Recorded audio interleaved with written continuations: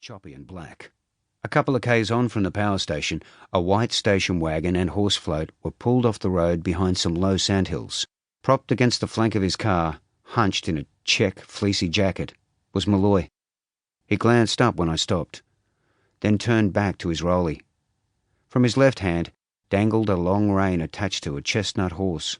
A dog of the loyal mutt variety sat at Malloy's feet. As I tried to climb out of the car, I found myself fighting the wind tooth and nail for the door. It was a mean, vicious day, all right, but the bumps that were rising on my skin didn't have much to do with the elements. Even the Trojans had more luck with horses than I did. Many of the losing ones I've backed had been trained by Malloy, whom I recognised from TV. Stocky, with thick greying hair, he had the wizened skin characteristic of so many in the racing game. I pretended like I didn't know him. "Mr. Malloy?" He nodded and flicked away the cigarette. The breeze strangled the fag before it hit sand. He narrowed his eyes. "You the footballer?" "Yes." "My nephew plays for South, Steve Parlane." "I know Steve." He nodded again. The delay was making me tingle with fear and excitement. "Inside the shed." With a jerk of his stubbly chin, he indicated a long, rambling structure of wood and tin about 500 metres off. I guessed we both knew it was part of the now disused Rob Jetty abattoirs, but neither of us seemed anxious to dwell on the irony. "I was taking Sid," evidently the horse, "for a frolic when Caddy here disappeared." The dog looked guilty at its lapse. "I went to investigate. Wish to God I never had."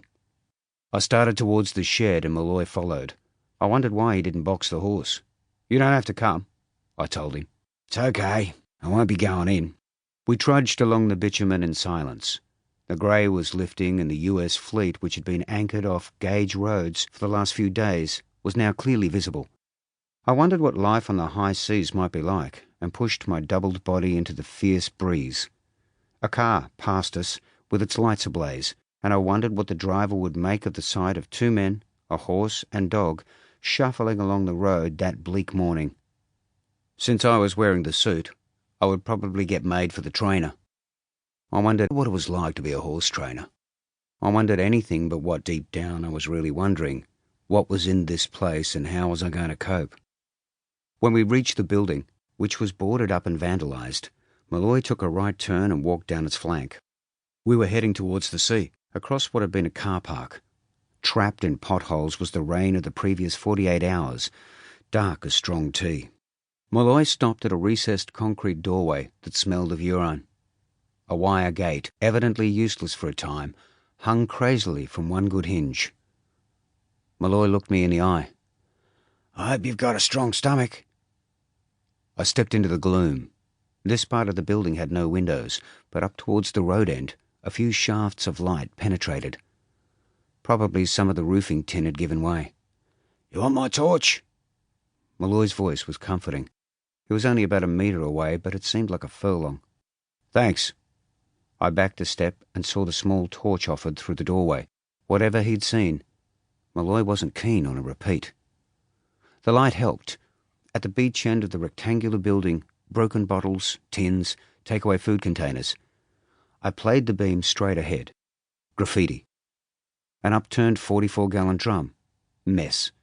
Swivelling the torch to the left, I illuminated a brick wall that jutted about 1.5 meters into the room and blocked what lay immediately behind it. I took a deep breath and went around. Anticlimax.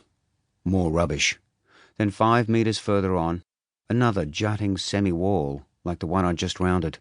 Obviously the building had been sectioned for some reason. I walked and turned. She was prone on the concrete apron.